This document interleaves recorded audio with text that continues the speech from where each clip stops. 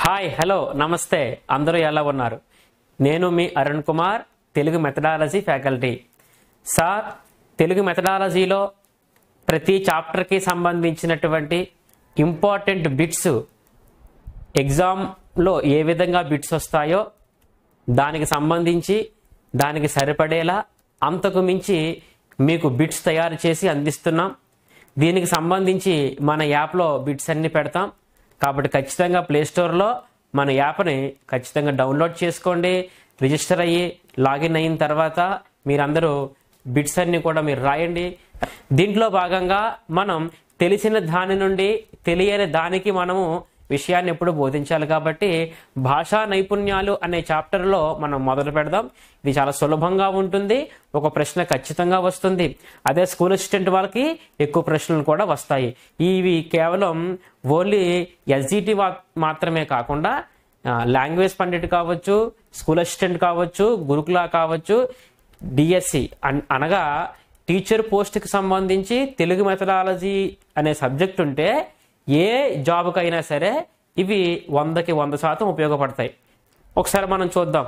భాషా నైపుణ్యాలు అనే దాంట్లో భాగంగా మనం ఉపోద్ఘాతం మరియు శ్రవణం అంటే భాషా నైపుణ్యాలకు సంబంధించిన ఉపోద్ఘాతము మరియు శ్రవణం అనే నైపుణ్యానికి సంబంధించి 25 క్వశ్చన్స్ తయారు చేసాం.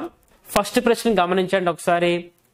భావగ్రహణ భావ వ్యక్తీకరణకు తోడ్పడేవి ఏమిటి అని అన్నాడు.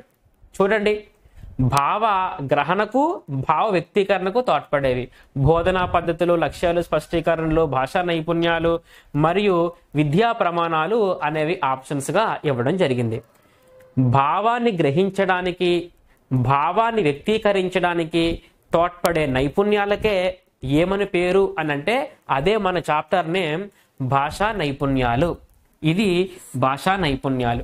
మరి భాషా నైపుణ్యాలు ఎన్ని రకాలు అని మనం మాట్లాడినప్పుడు 1 భావగ్రహణ నైపుణ్యాలు, 2 భావ వ్యక్తీకరణ నైపుణ్యాలు.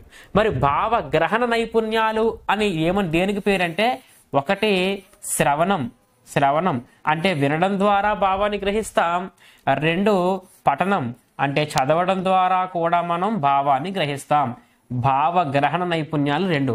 మరి భావ వ్యక్తీకరణ నైపుణ్యాలు ఏంటి అని అన్నప్పుడు భావాన్ని వ్యక్తీకరిస్తాం వాగ్రూపంలో అనగా భాషణం. 2 లిఖిత రూపంలో కూడా భావాన్ని వ్యక్తీకరిస్తాం అనగా లేఖనం. కాబట్టి భావ వ్యక్తీకరణ నైపుణ్యాలు 2, 1 భాషణం, 2 లేఖనం. ఈ శ్రవణం, భాషణం, పఠనం, లేఖనానికే ఏమని పేరు అని అన్నప్పుడు భాషా నైపుణ్యాలు. భాషా నైపుణ్యాల సంఖ్య ఎంత అని అన్నప్పుడు 4. ఇది ఫస్ట్ ప్రశ్నకు విశ్లేషణ. ఇక సెకండ్ క్వశ్చన్ చూడండి ఒకసారి. సెకండ్ క్వశ్చన్ చూసినట్లయితే మనకి ఒకసారి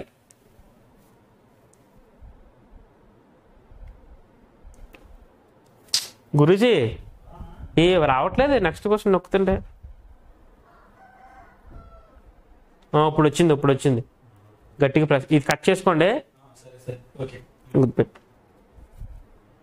తదుపరి ప్రశ్న ఒకసారి చూడండి అమ్మా. భాషా నైపుణ్య సాధనలో సరైన వరుస క్రమాన్ని గుర్తించండి. ఇప్పుడు మనం చెప్పుకున్నాం కూడా భాషా నైపుణ్య సాధనలో సరైన వరుస క్రమం. ఎట్లాంటి ప్రశ్నలు కూడా తప్పు పెడితే మనం ఉద్యోగ సాధన చాలా కష్టంగా మారుతుంది. సులభంగా ఉన్నప్పటికీ ఇవి అనేక రకాల సబ్జెక్టులు మీరు ఆ ఎగ్జామ్ హాల్ రాస్తారు కాబట్టి కొంచెం డౌట్ కూడా ఇబ్బంది పడే అవకాశం ఉంటుంది. భాషా నైపుణ్యాలు ఎన్ని అని చెప్పాను మీకు? 4. దానికి ఏమని పేరు అని అన్నప్పుడు 1 శ్రవణం, 2 భాషణం, 3 పఠనం, 4 లేఖనం. ఇంగ్లీష్లో గుర్తుపెట్టుకుంటే ఈజీగా గుర్తుంటుంది.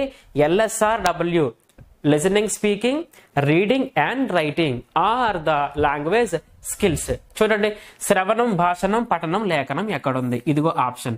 శ్రవణం, భాషణం, పఠనం, లేఖనం.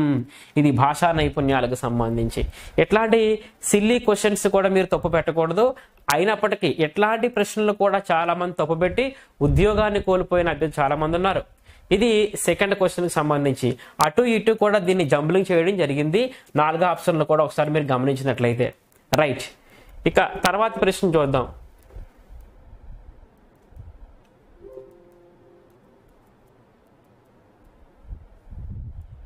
భాషా నైపుణ్యాలు చూడండి.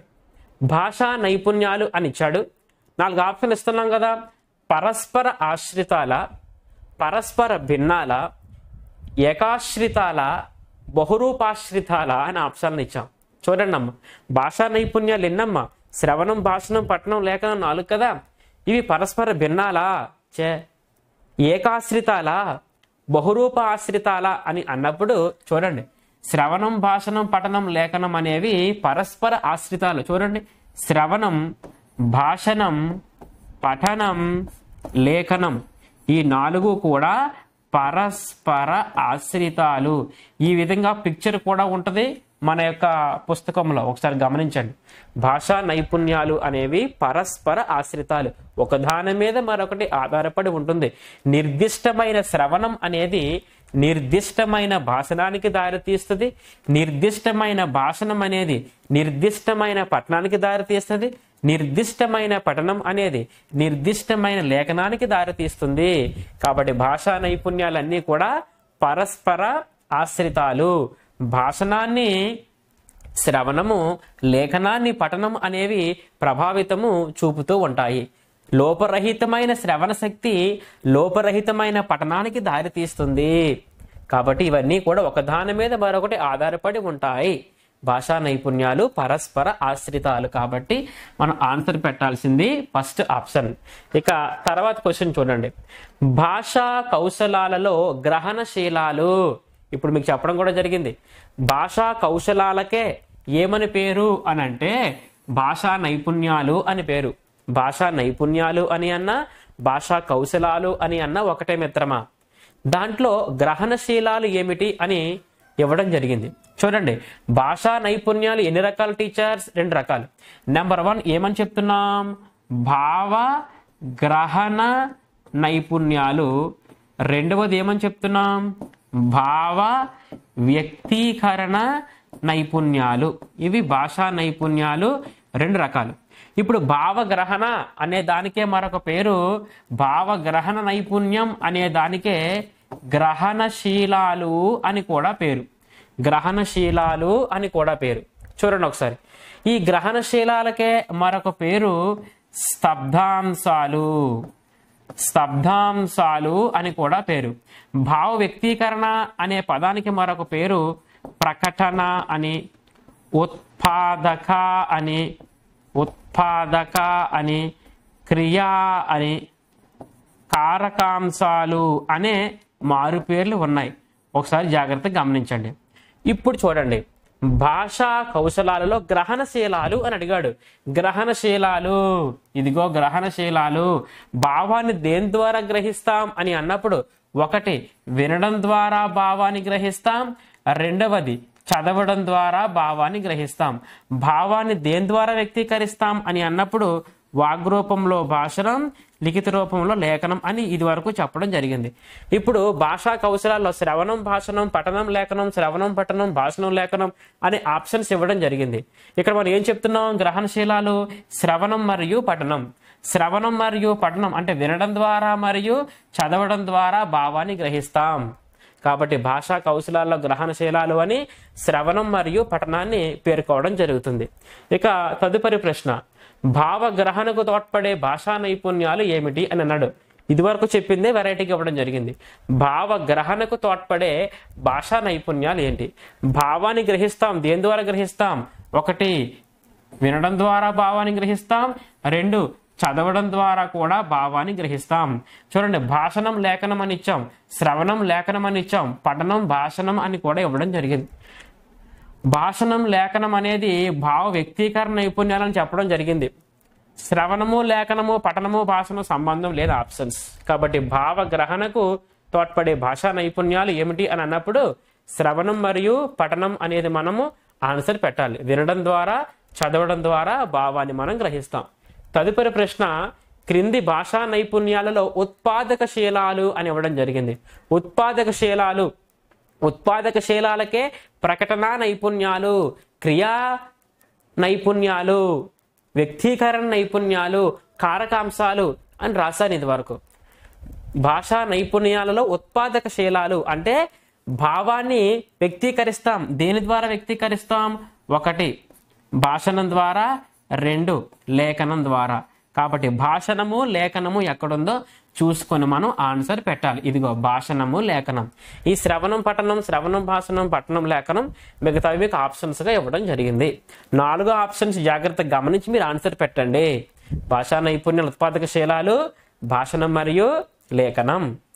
ఇక దీని తర్వాత చూడండి, మౌఖిక మాధ్యమానికి ధ్వని సహితము చెందిన భాషా కౌశలాలు ఏమిటి అని ఇవ్వడం జరిగింది. చూడండి, ఫస్ట్ దీంట్లో మౌఖిక మాధ్యమానికి చెందినవి ఏమిటి అని అడిగినా, లేదా కర్ణగోచరాలు అని అడిగినా, లేదా మౌఖిక మాధ్యమానికి చెందినవి కర్ణగోచరాలు అని అడిగినా, దానికి ఆపోజిట్ లిఖిత మాధ్యమానికి చెందినవి ఏమిటి అని అడిగినా, అక్షిగోచరాలు అని అడిగినా. చూడండి, మౌఖిక మాధ్యమానికి బ్రాకెట్లో ఏం పెట్టాం?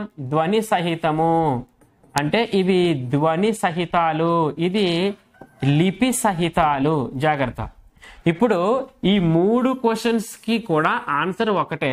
ఈ 3 క్వశ్చన్స్కి కూడా ఆన్సర్ ఒకటే. మోస్ట్ ఇంపార్టెంట్ మిత్రమా, మౌఖిక మాధ్యమానికి చెందినవి ఏమిటి అని అడిగినప్పుడు మన ఆన్సర్ పెట్టాల్సింది 1 శ్రవణం, 2 భాషణం.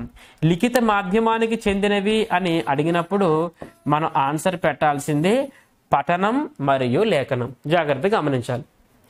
ధ్వని సహితాలు మౌఖిక మాధ్యమానికి చెందినవి కర్ణగోచరాలు. ఆన్సర్ ఏం పెట్టాలి? శ్రవణం, భాషణం. లిఖిత మాధ్యమానికి చెందినవి అక్షిగోచరాలు. అక్షి అంటే కన్ను. లిపి సహితములు అని అన్నప్పుడు పఠనం, లేఖనం ఆన్సర్ పెట్టండి. ఒకసారి రివర్స్ చేస్తాం చూడండి. ధ్వని సహితాలు అంటే శ్రవణం, భాషణం. ఆపోజిట్ ధ్వని రహితాలు అంటే పఠనం, లేఖనం. లిపి సహితాలు పఠనం, లేఖనం. లిపి రహితాలు అంటే ఆపోజిట్ శ్రవణం, భాషణం. ఆన్సర్ పెట్టండి. ఇప్పుడు క్వశ్చన్ గమనించండి. మౌఖిక మాధ్యమానికి చెందినవి ఏమిటి అని అన్నప్పుడు శ్రవణం, భాషణం ఎక్కడుందో చూసుకొని ఆన్సర్ పెట్టండి అమ్మా. ఇదిగో శ్రవణం, భాషణం. మిగతావి జంబ్లింగ్ చేస్తే ఇచ్చాం. శ్రవణం, పఠనం, భాషణం, లేఖనం, పఠనం, లేఖనం అని ఆప్షన్స్ ఇవ్వడం జరిగింది. కాబట్టి శ్రవణం, భాషణం అని ఆన్సర్ పెట్టండి మిత్రమా. ఇక లిఖిత మాధ్యమానికి ఇప్పుడే చెప్పడం జరిగింది. లిఖిత మాధ్యమానికి అనగా లిపి సహితాలు, దానికి చెందిన భాషా కౌశలాలు ఏమిటి అని ఇవ్వడం జరిగింది. లిఖిత మాధ్యమం అంటే ఏం చెప్తున్నాం ఇప్పుడు? పఠనం మరియు లేఖనం. చూసుకోండి ఎక్కడ ఉంది ఆప్షన్. పఠనం మరియు లేఖనం. శ్రవణం, భాషణం, శ్రవణం, పఠనం, భాషణం, లేఖనం అనే ఆప్షన్స్ ఇవ్వడం జరిగింది. కాబట్టి లిఖిత మాధ్యమానికి చెందినవి ఏమిటి అంటే పఠనం మరియు లేఖనం అనేది ఆన్సర్ అవుతుంది మిత్రమా. ఇక భాషా నైపుణ్యాలలో క్రియాశీలాలని ఎలా కూడా పిలుస్తారు ఇవి చెప్పాను ఇది వరకు. భాషా నైపుణ్యాలలో క్రియాశీలాలకే ఉత్పాదకశీలాలు, ప్రకటన నైపుణ్యాలు, కారకాంశాలు అని పేరు అని చెప్పడం జరిగింది. కాబట్టి క్రియాశీలాలకు ఏమని పేరు? ఉత్పాదకశీలాలు అని పేరు. గ్రహణశీలాల, బాహ్యశీలాల, అంతర్గతశీలాల ఈ 2 పక్కన పెట్టండి. గ్రహణశీలాలు అంటే ఏమని పేరు అని చెప్తున్నాం? శ్రవణం, పఠనం అని చెప్తున్నాం. ఉత్పాదకశీలాలు అంటే భాషణం, లేఖనం అని చెప్తున్నాం. ఉత్పాదకశీలాలకే క్రియాశీలాలు అని పేరు కూడా అని చెప్పడం జరిగింది. ఇక దీని తర్వాత 10వ క్వశ్చన్, ఏ భాషా విషయంలోనైనా మొట్టమొదటిసారిగా జరిగే భాషా కార్యక్రమం ఏది అని ఇవ్వడం జరిగింది. ఏ భాషా విషయంలోనైనా మొట్టమొదటిసారిగా జరిగే భాషా కార్యక్రమం ఏమిటి అని అన్నప్పుడు పఠనమా, శ్రవణమా, లేఖనమా, భాషణమా అని మీకు ఆప్షన్స్ కూడా ఇచ్చాం. చూడండి, భాషా నైపుణ్యాలు ఎన్ని మాత్రమా? 4 కదా. 1 ఏం చెప్తున్నాం? శ్రవణం. 2వది భాషణం. 3వది పఠనం. 4వది లేఖనం. ఏ భాషా విషయంలో తీసుకున్నా మొట్టమొదటిసారిగా జరిగే భాషా కార్యక్రమం ఏమిటి అని అన్నప్పుడు శ్రవణం. మొట్టమొదటిసారిగా జరిగే కార్యక్రమం అంటే నైపుణ్యం శ్రవణం. శ్రవణం మొట్టమొదటిసారిగా వస్తుంది, స్వతహ సిద్ధంగా వస్తుంది, శ్రవణేంద్రియాల ద్వారా జరుగుతుంది.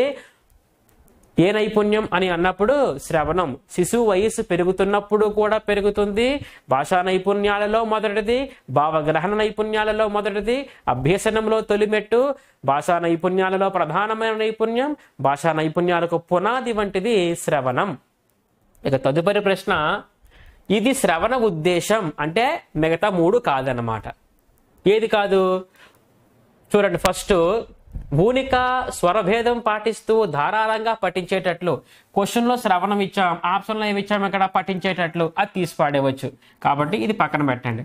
అవధానంతో విని విషయాన్ని గ్రహించేటట్లు చేయడం, అది పక్కన ఉంచుదాం. వ్యక్తిని మంచి వక్తగా, వక్త అంటే భాషణం కదా, పక్కన పెట్టండి. నిర్దిష్టమైన ఉచ్చారణ భాషణం కదా, పక్కన పెట్టండి. ఇక ఏం మిగిలిందమ్మా? అవధానంతో విని విషయాన్ని గ్రహించేటట్లు చేయడం. అర్థమైందా? అవధానంతో వినాలా, ఏకాగ్రతతో వినాలా, సహనం ఉండాలి, ఓపిక ఉండాలి, పక్కా శ్రద్ధతో మాట్లాడకూడదు, వక్త పట్ల గౌరవం ఉండాలి, వక్త పట్ల నమ్మకం ఉండాలి, వక్త ముఖ యంత్ర అవయవాలపైనే శ్రద్ధ వహించాలి, రణగొనధ్వని కూడా వినకూడదు. అది శ్రవణ ఉద్దేశాలు. కాబట్టి అవధానంతో విని విషయాన్ని గ్రహించేటట్లు చేయడం. ఇది 11వ క్వశ్చన్ అన్నమాట. 12 ఉపాధ్యాయుడు కథ చెప్తున్నప్పుడు, నేను నీకేం చెప్తున్నా? కథ.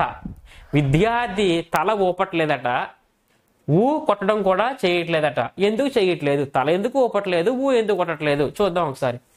ఫస్ట్, పిల్లవాడి కథ ఆసక్తికరంగా లేకపోవడం. అంటే ఉపాధ్యాయుడు చెప్పే కథ విద్యార్థికి ఆసక్తికరంగా లేదనుకోండి, పిల్లవాడు ఏం చేయడు మిత్రమా అని అన్నప్పుడు ఊ కొట్టడు. ఇక దీని తర్వాత కథ చెప్పేటప్పుడు అభినయాన్ని జోడించడం. మనం అభినయంతో కథ చెప్తే విద్యార్థి ఖచ్చితంగా ఊ కొడతాడు. కాబట్టి ఇది పక్కన పెట్టండి. మనం ప్రత్యక్ష వాక్యాలతో సరళంగా హృదయంగా కథ చెప్పడం. చూసావా? ప్రత్యక్ష వాక్యాల్లోనే చెప్పాలి కథ, ఏకాపాత్రాభినయం చేస్తూ చెప్పాలి. కాబట్టి ఇది కూడా పాజిటివ్గానే ఉంది. పిల్లవానిలో ఏకాగ్రత, వినికిడి లోపం ఉండడం, ఇది కూడా నెగిటివ్గా ఉంది. చూడండి ఒకసారి. కాబట్టి చూడండి ఒకసారి అమ్మ, ఈ ప్రత్యక్ష వాక్యాలలో కాబట్టి ఖచ్చితంగా ఎలా చెప్తే విద్యార్థి ఊ కొడతాడు. కానీ ఊ కొట్టట్లేదు, తల ఊపట్లేదు అని అన్నప్పుడు ఆప్షన్స్ ఏమై ఉండొచ్చు? పిల్లవానికి కథ ఆసక్తికరంగా లేకపోయినా, పిల్లవాడిలో ఏకాగ్రత, వినికిడి లోపం ఉన్నా సరే వాడు ఊ కొట్టడు అండ్ ఆల్సో తల ఊపడు. కాబట్టి ఇక్కడ మనం ఆప్షన్స్ ఇక్కడ మెన్షన్ చేయడం కొంచెం కట్ అయింది. చూడండి ఒకసారి. కాబట్టి మనం ఆన్సర్ పెట్టాల్సింది ఏంటి అని అన్నప్పుడు 1 and 4. ఇది ఈ 2 ప్రాబ్లమ్స్ వల్ల అంట కథను ఆసక్తికరంగా చెప్పకపోయినా, పిల్లవాడిలో ఏకాగ్రత, వినికిడి లోపం ఉన్నా విద్యార్థి అనేవాడు తల ఊపడు, ఊ కొట్టాడు. దీనికి ఆన్సర్ 1 and 4 నెగిటివ్ ఆప్షన్స్. ఇక తర్వాత చూడండి మిత్రమా, చూడండి 13వ క్వశ్చన్. ఇది విద్యార్థులు ఉపాధ్యాయులకు మధ్య సంబంధాలను, పిల్లల ఆత్మవిశ్వాసాన్ని పెంపొందించి వారి భాషా నైపుణ్యాల అభివృద్ధికి తోడ్పడతాయి. ఇది క్వశ్చన్ ఏంటట? విద్యార్థులు ఉపాధ్యాయులకు మధ్య సంబంధాలను, పిల్లల ఆత్మవిశ్వాసాన్ని పెంపొందించి, సెల్ఫ్ కాన్ఫిడెన్స్ పెంపొందించి భాషా సామర్థ్యాల అభివృద్ధికి ఏం తోడ్పడతాయి? గృహం పరిసరాల, పిల్లలు ఉపాధ్యాయుడా, పాఠశాల గృహమా, సుహృద్భావపూరిత తరగతి గది, బోధనాభ్యసన కృత్యాల. చూడండి, అంటే విద్యార్థులకు ఉపాధ్యాయులకి మధ్య మంచి సంబంధం ఉండాలన్నా, పిల్లల ఆత్మవిశ్వాసాన్ని పెంపొందించాలన్నా ఏం తోడ్పడ, అండ్ ఆల్సో భాషా సామర్థ్యాల అభివృద్ధి జరగాలన్నా ఏం తోడ్పడతాయి? బెస్ట్ క్వశ్చన్ ఇది. ఆన్సర్ ఏం పెట్టాలి 4 ఆప్షన్స్లో? సుహృద్భావపూరితమైన తరగతి గది ఉండాలా, బోధనాభ్యసన కృత్యాలు ఖచ్చితంగా ఉపాధ్యాయుడు విద్యార్థికి కల్పించాలి. ఈ 2 సందర్భాల్లో మాత్రమే ఆ పై అన్నీ కూడా జరగడానికి తోడ్పడతాయి. కాబట్టి ఆప్షన్ ఏమవుతుందయ్యా? 4 అనేది ఆప్షన్ అవుతుంది. ఇక 14, కార్ల్ రోజర్స్ ప్రకారం భావ ప్రసరణలో వ్యక్తి విఫలం కావడానికి ప్రధాన కారణం ఏమిటి అని ఇవ్వడం జరిగింది. కార్ల్ రోజర్స్ ఆత్మ భావన సిద్ధాంతం లేదా ఆత్మ సిద్ధాంతం లేదా ఆత్మ కేంద్రీక సిద్ధాంతం ప్రకటించిన వ్యక్తి కార్ల్ రోజర్స్. కార్ల్ రోజర్స్ ప్రకారం భావ ప్రసరణలో వ్యక్తి విఫలం కావడానికి ప్రధానమైన కారణం ఏమిటి అని అన్నప్పుడు చేతన లోపం, శ్వాస లోపం, శ్రవణ శక్తి లోపం, విభాషణ లోపం అని అవ్వడం జరిగింది. జాగ్రత్త గమనించండి. భావ ప్రసరణ నీకు నాకు మధ్య వ్యక్తి విఫలం అయ్యావు, నువ్వు విఫలం అయ్యావు అంటే కారణం ఏమై ఉండొచ్చు అని అన్నప్పుడు నువ్వు నేను చెప్పే విషయాన్ని ఏకాగ్రతతో వినలేదు అని అర్థం. అంటే ఏ లోపము? శ్రవణ శక్తి లోపం. అర్థం చేసుకోండి. సరిగ్గా మాట్లాడలేకపోవడానికి కారణం సరిగ్గా వినకపోవడమే అని అన్న మహానుభావుడు రైబర్న్. సరిగ్గా మాట్లాడలేకపోవడానికి కారణం సరిగ్గా వినకపోవడమే అని అన్న వ్యక్తి ఎవరమ్మా? రైబర్న్. భావ ప్రసరణలో వ్యక్తి విఫలం కావడానికి కారణం ఆ వ్యక్తి సరిగ్గా వినకపోవడమే అని అన్నవాడు కార్ల్ రోజర్స్. రెండు స్టేట్మెంట్స్ శ్రవణానికి సంబంధించి ముఖ్యమైనవి. ఇక 15 క్వశ్చన్ చూడండి ఒకసారి. భక్తి, వాత్సల్యం, కరుణ, అద్భుత, రస పద్యాలు వాచకాలలో ఏ స్థాయిలో ఉండాలి? ఇవి నవరసాలకు సంబంధించి చూడండి. నవరసాలు చూడండి ఒకసారి. నవరసాలు చూసినట్లయితే సార్ ఫస్ట్ హారిక, తర్వాత అభి, తర్వాత సుశాంత్, తర్వాత భావి. ఈ పేర్లు గుర్తుంటే నవరసాలు గుర్తొస్తాయి. ఫస్ట్ హా. హా అంటే ఏంటి మిత్రమా అని అన్నప్పుడు హా అంటే హాస్యం, హా అంటే హాస్యం.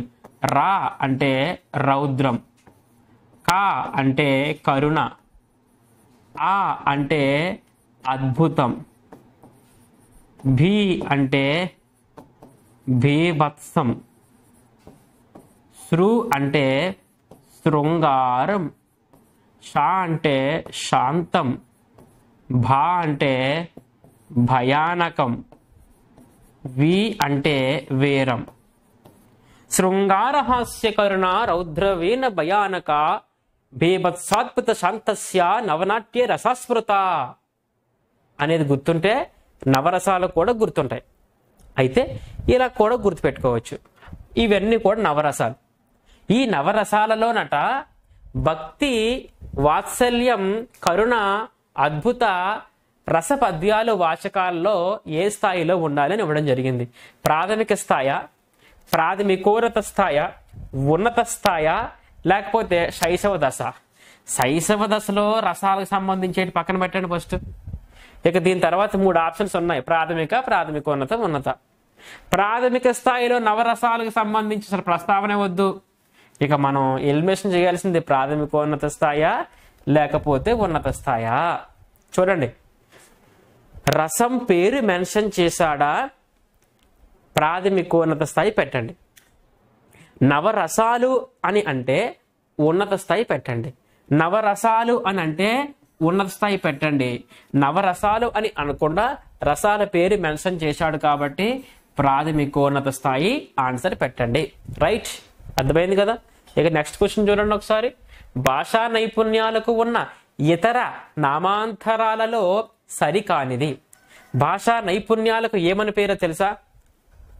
భాషా నైపుణ్యాలకే భాషా కౌశలాలు, భాషా సామర్థ్యాలు, భాషా పరికర్మలు, భాషా చతుష్కం, చతుర్విధ భాషా నైపుణ్యాలు, భాషా నైపుణ్య చతుష్కం, చతుర్విధ పరికర్మలు, చతుర్విధ ప్రక్రియలు, భాషా వ్యాపారాలు, భాషా వ్యాసంగాలు, భావ వినిమయ సాధనాలు, భాషాభ్యసన సోపానాలు అనే పేర్లు ఉన్నాయి. దేనికి? భాషా నైపుణ్యం అని మనం డిస్కస్ చేస్తున్న ఈ లెసన్కి. ఇప్పుడు నేను చెప్పే పేరులో మిగతా ఏదైనా ఉంటే అదే కాదు. ఇతర నామాంతరాల్లో కానివి భాషా సామర్థ్యాలు, భాషా పరికరాలు, భాషా కౌశలాలు. Very good. భాషా నైపుణ్య చతుష్కయం, భాషా ప్రాతిపదిక లక్ష్యాలు, భాషా వ్యాపారాలు. Very good. చతుర్విధ భాషా నైపుణ్యాలు, భాషా బోధన పద్ధతులు, భాష మూల్యాంకన సాధన. ఇది చూడండి, బోధనా పద్ధతులట, మూల్యాంకన సాధనాలంట. దానికి భాషా నైపుణ్యానికి సంబంధం లేదు. చతుర్విధ భాషా నైపుణ్యం దానికి మారుపేరే అయినప్పటికీ బోధనా పద్ధతులు, మూల్యాంకన సాధనాలు కాదు కాబట్టి ఇదే ఆన్సర్ అయిపోతుంది. సరికానిది అన్నాడు కదా.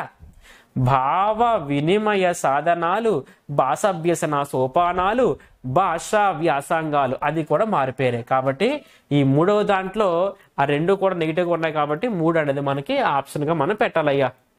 ఇక తర్వాత చూడండి, ఉపాధ్యాయుడు అంటే నేను, విద్యార్థులకు అంటే నీకు తగిన సూచనలను ఎలా ఇచ్చాను? మౌఖికంగా. మౌఖికం అని అన్నప్పుడు ఏమవుతుంది? మౌఖికం అంటే భాషణం కదా. చూసుకో ఎక్కడ ఉంది భాషణం. ఓకే, ఇక్కడ కనిపించింది భాషణం. తరగతి తెలుగు వాచకం నుండి కొన్ని పరిచయ పద్యాలను నెమ్మదిగా చదవగా. చదవగా అంటే ఏంటి? పఠనం. అంటే ఇక్కడ పఠనం. Very good. వానిని శ్రద్ధగా విని అంటే ఏంటయ్యా? శ్రవణం. తప్పులు లేకుండా రాయడం. రాయడం అంటే ఏంటి? లేఖనం. ఇమిడి ఉన్న భాషా నైపుణ్యాల క్రమం ఎలా చదువుకొని ఎలా చూసుకోవాలా? చూడండి ఎంత బాగా ఇచ్చిన ఆప్షన్స్.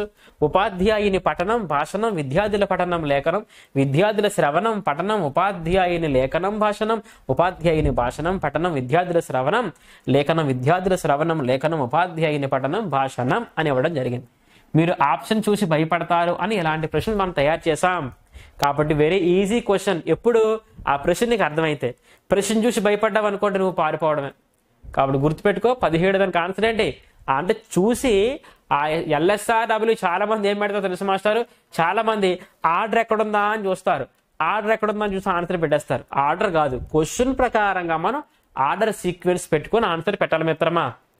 ఇక దీని తర్వాత చూడండి, ప్రాథమిక దశలో అంటే 1 to 5th క్లాసెస్ శ్రవణ నైపుణ్యాన్ని పెంపొందించే చర్యల్లో భాగంగా మొదటి వరుసలోని కథలకు రెండవ వరుసలోని అంశాలతో జతపరచండి. చూడండి, 1 పంచతంత్ర కథలు, బలి చక్రవర్తి, వామనుడు, అల్లావుద్దీన్, అద్భుత దీపం, సమరయుడు అండ్ గుడ్ సమారిథన్. ఇప్పుడు రెండో వరుస అద్భుత కథ, నీతి కథ, బైబిల్ కథ మరియు పురాణ కథ. అంటే ఈ 4 ఆప్షన్స్ కూడా ఈ కింద ఉన్న వాటిల్లో చూసుకొని ఈ యారాలావాను మనం అరేంజ్ చేయాలి ఒక ఆర్డర్లో, రైట్. ఇప్పుడు చూడండి, ఇందులో ఈజీగా మనం చెప్తాం చూడండి ఒకసారి. అల్లావుద్దీన్ అద్భుత దీపం. అద్భుత దీపం ఏ కథ? అద్భుత కథ. అంటే అర్థం ఏంటి? ఇక్కడ ఏం పెట్టాలా? ఇక్కడ యా పెట్టాలా. అంటే అర్థం ఏంటి? ఈ అంటే 3 దాంట్లో యా ఇక్కడ యా ఉంది అంటే ఇదే అయిపోద్ది. చూడండి, ఈజీగా మనం ఆన్సర్ పెట్టచ్చు. చూద్దాం మిగతావి కూడా ఒకసారి. పంచతంత్ర కథలు. పంచతంత్ర కథల్లో ఏముంటదమ్మా? నీతి. కాబట్టి రా పెట్టుకోవాలా, నీతి ఉంటది. శతక పద్యాలు కూడా నీతే. బలి చక్రవర్తి మరియు వామనుడు. చూద్దాం, బలి చక్రవర్తి మరియు వామనుడు అదే కథ అవుతుంది అని అన్నప్పుడు చూడండి, అది పురాణ కథ. తర్వాత గుడ్ సమారిటన్. చూద్దాం, పురాణ కథ ఎక్కడ రాద్దాం? ఇక్కడ రాద్దాం, బలి చక్రవర్తి వామనుడు గుడ్ సమారిటన్ అదే కథ అవుతుంది అని అన్నప్పుడు ఇక్కడ అది బైబిల్ కథ. అంతే కదయ్యా. అంటే రా వా యా లా అనేది ఎక్కడ కనిపిస్తుంది? ఇక్కడ కనిపిస్తుంది అనమాట. ఇలా భయపడకుండా క్వశ్చన్ చూసుకొని జాగ్రత్తగా ఆన్సర్ పెట్టాలి. భయపడకూడదు, చాలా జాగ్రత్తగా గమనించాలి. ఎట్లాంటి ప్రశ్నలు మీరు చేసినట్లయితేనే ఎట్లాంటి ప్రశ్న అయినా మీరు చేయగలరు. తర్వాత ఒక వక్తను వినేటప్పుడు ఏ అంశాలు గ్రహించాలి, వేటిని గ్రహించకూడదు, శక్తిగల శ్రవణ భేదం. శ్రవణ రకాలు ఇచ్చాడు, ఇంపార్టెంట్. సూక్ష్మ భేద గ్రాహక శ్రవణం, విస్తార శ్రవణం, విమర్శా శ్రవణం, ప్రశంసా శ్రవణం, చికిత్సా శ్రవణం, మోస్ట్ ఇంపార్టెంట్. ఎన్నోసార్లు ఇస్తుంది ప్రశ్నలు. సూక్ష్మ భేద గ్రాహక శ్రవణం అంటే నేను చెప్పే అంశాలలో నువ్వు ఏ అంశాలు గ్రహించాలో అవి మాత్రమే గ్రహిస్తూ అవసరం లేని వాటిని గ్రహించకుండా వింటే నువ్వు చేసిన శ్రవణం సూక్ష్మభేద గ్రాహక శ్రవణం. విస్తార శ్రవణం అంటే ప్రధానమైన సారాంశాన్ని, ముఖ్య ఉద్దేశాన్ని మాత్రమే వినడం. విమర్శనాత్మక శ్రవణం ఒక చెప్పిన విషయంలో ఏ అంశాలు బాగున్నాయి, ఏ అంశాలు బాగోలేదో చెప్పే విధంగా వినడం. ప్రశంసనాత్మక శ్రవణం అనగా వక్త యొక్క రాగాన్ని, తాళాన్ని, భావాన్ని మెచ్చుకోవడం, ప్రశంసించడం, అభినందించడం ప్రశంసనాత్మక శ్రవణం. కాబట్టి ఏ అంశాలు గ్రహించాలి, ఏ అంశాలు గ్రహించకూడదు అని అన్నప్పుడు క్వశ్చన్లోనే ఆన్సర్ ఉంటుంది. ఎన్నోసార్లు వచ్చింది ప్రశ్న. సూక్ష్మ భేద గ్రాహక శ్రవణం ఆన్సర్ పెట్టండి అయ్యా. ఈ తర్వాత ఇద్దరు భాషణాలను వినేటప్పుడు, ఇద్దరు సంభాషణ వినేటప్పుడు ఆ వ్యక్తుల అభిప్రాయాన్ని గ్రహించగలగడమే. ఇద్దరు సంభాషణ వినేటప్పుడు ఆ వ్యక్తుల అభిప్రాయాన్ని గ్రహించగలగడమే సూక్ష్మభేద గ్రాహక శ్రవణం. విమర్శ ఏ అంశాలు బాగున్నాయి, ఏ అంశాలు బాగోలేదు అది కాదు క్వశ్చన్. చికిత్స అంటే అర్థం ఏంటి? మానసిక ఆనందం కోసం, మానసిక ఉల్లాసం కోసం, మానసిక ఆరోగ్యం కోసం సంగీతాన్ని వినడము అది లేదు. అందులో ప్రశంస, రాగాన్ని, తాళాన్ని, భావాన్ని మెచ్చుకోవడం అది లేదు. సూక్ష్మభేద గ్రాహక శ్రవణం ఏ అంశాలు గ్రహించాలా అవి మాత్రమే గ్రహించాలి. సూక్ష్మభేద గ్రాహక శ్రవణం. ఒక పాఠ్యాంశం విన్నప్పుడు వానిలోని లయ, రాగం, తాళం అలాంటి అంశాలు మెచ్చుకునే శ్రవణం ఇప్పుడే చెప్పుకున్నాం కదా. మెచ్చుకుంటే ప్రశంస శ్రవణం, మెచ్చుకుంటే ప్రశంస. Easy question. ఇలాంటివి కూడా తప్పు పెట్టకూడదు మిత్రమా. చూసుకోండి, ఇది చూడు క్వశ్చన్ బుర్ర పాడైపోద్ది. చూడండి ఒకసారి. క్రింది మొదటి వరుసలో అంశాలకు సంబంధించి రెండో వరుసలోని అంశాలు గుర్తించండి అని అన్నాడు. చూసుకోండి. సూక్ష్మభేద గ్రాహక శ్రవణం అన్నాం, విస్తార విమర్శనాత్మక ప్రశంస అని అన్నాం. విన్న విషయం గురించి మెచ్చుకుంటూ మాట్లాడగలగడం, విన్న విషయాల గురించి విమర్శించడం, వినేటప్పుడు విషయంలో ముఖ్య సారాంశాన్ని గ్రహించడం, వినేటప్పుడు దేని గ్రహించాలి దేని గ్రహించకూడదు గుర్తించగలిగేటట్లు వినడం అని ఇవ్వడం జరిగింది. ఇప్పుడు చూడండి అమ్మా, ఇందులో ఈజీగా చూద్దాం. మెచ్చుకోవడం అన్నాం కదా. మెచ్చుకోవడం అంటే అక్కడ ప్రశంస. చూడ ఒకసారి, ఇగో ప్రశంస, దీని పక్కన యా పెట్టేయండి. ఇక తర్వాత విమర్శించడం, ఇగో విమర్శించడం, ఇది విమర్శ అంటే ఏంటి, ఇక్కడ రా పెట్టండి. ఇగో ప్రధానమైన సారాంశాన్ని గ్రహిస్తే అది విస్తార కదా, అంటే ఇక్కడ రా పెట్టండి. దేని గ్రహించాలి దేని గ్రహించకూడదు అంటే సూక్ష్మభేద గ్రాహక కదా, అంటే వాళ్ళ అది ఎక్కడ ఉంది, వాళ్ళ రాయ ఇదిగో అంటే థర్డ్ ఆప్షన్ అవుతుంది. చాలా జాగ్రత్తగా గమనించాలా. శ్రవణ రకాలు మొత్తం కూడా మీకు ఒక ప్రశ్న ఇవ్వడం జరిగింది. ఎట్లాంటి ప్రశ్నలు మీకు ఎక్కడ ఏ యాప్లో కూడా లభించవు. కాబట్టి ఖచ్చితంగా అందరూ ఫాలో అవ్వండి. మీ మిత్రులు ఖచ్చితంగా షేర్ చేయడం మర్చిపోకండి. ఇక దీని తర్వాత వరుస పద్యాలు అష్టావధాన క్యాసెట్లను చూడండి అమ్మా, వినిపించదగిన దశ అని ఇవ్వడం జరిగింది. సింపుల్గా పద్యాలను అష్ట అవధాన క్యాసెట్లను ఎవరికి వినిపించాలి? ప్రాథమిక దశ పిల్లవాడికా, పూర్వ ప్రాథమిక దశ పిల్లవాడికా, ప్రాథమికోన్నత దశ పిల్లవాడికా, ఉన్నత దశ పిల్లవాడికా? ప్రాథమిక పూర్వ ప్రాథమిక వినిపిస్తావు సార్ అష్టావధాన క్యాసెట్లు మనకే అర్థం కావు. అంటే పూర్వ ప్రాథమిక కాదు, ప్రాథమికోన్నత కాదు. ఆన్సర్ ఏమవుతుంది? ఉన్నత దశ పిల్లవాడు ఖచ్చితంగా ఏం వినిపించాలి? ఉన్నత శ్రేణి పద్యాలు వినిపించాలి, నవరసాలు వినిపించాలి, పురాణ ఇతిహాసాల్లో రసవద్ఘట్టాలు వినిపించాలి, అవధాన క్యాసెట్లు వినిపించాలి. ఏ దశ? ఉన్నత దశ. ఇక తర్వాత చూడండి, తర్వాత స్పష్టత, నిర్దిష్టత, ధారాళత అనులక్షణాలు ఉండాల్సిన అంశం అని ఇవ్వడం జరిగింది. సార్ ఇది వరకు చెప్పాను శ్రవణం భేదాలు చెప్పాం, శ్రవణ ఉద్దేశాలు చెప్పాం, అందులో ఇవి ఉండవు కాబట్టి శ్రవణం కాదు. సహృదయత సంబంధం లేదు, అనుసృజన సంబంధం లేదు. ఆప్షన్ ఏమవుతుంది? భాషణం. చూసుకోండి, స్పష్టత, స్పష్టత, తర్వాత నిర్దుష్టత అనగా దోషరహితంగా, నిర్దిష్టత అనగా ఖచ్చితంగా. ఏ అంశాన్ని అయితే మాట్లాడాలో ఆ అంశాన్నే మాట్లాడ నిర్దుష్టత అంటే దోషరహితంగా, తప్పులు లేకుండా, అక్షర దోషాలు లేకుండా, భావదోషాలు లేకుండా, భాషా దోషాలు లేకుండా, ఉచ్చారణ దోషాలు లేకుండా మనం మాట్లాడాలా. ధారాళత అంటే అనర్గళంగా మాట్లాడాలా. అనగా ఏంటి మాస్టారు అని అన్నప్పుడు సంబంధం లేని ధ్వనిని ఎట్టి పరిస్థితుల్లో కూడా మనము చెయ్యకూడదు. ఇలాంటి లక్షణాలన్నీ కూడా ఏ నైపుణ్యానికి సంబంధించినవి? భాషణం అనే లక్షణానికి సంబంధించినవి, భాషణం అనే నైపుణ్యానికి సంబంధించిన లక్షణాలు ఇవి. స్పష్టత, నిర్దిష్టత, ధారాళత. ఇక తర్వాత చూడండి, ఏ రకమైన శ్రవణానికి విశ్లేషణ అవసరం? విశ్లేషణ అవసరం ఏ శ్రవణానికి? సమాచారాన్ని ఇవ్వడం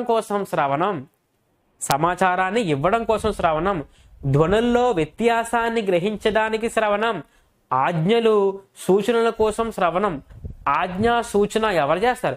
డాక్టర్ చేస్తాడు, లేదా ఒక డ్రిల్ మాస్టర్ చేస్తాడు స్టూడెంట్స్కి, డాక్టర్ చేస్తాడు పేషెంట్స్కి. సమస్య పరిష్కారం కోసం, సమస్యను పరిష్కరించడం కోసం ఏం కావాలి అని అంటే విశ్లేషణ కావాలి. కాబట్టి సమస్య పరిష్కారం కోసం శ్రవణం, సమాచారం ఇవ్వడం కోసం శ్రవణం కూడా కాదు.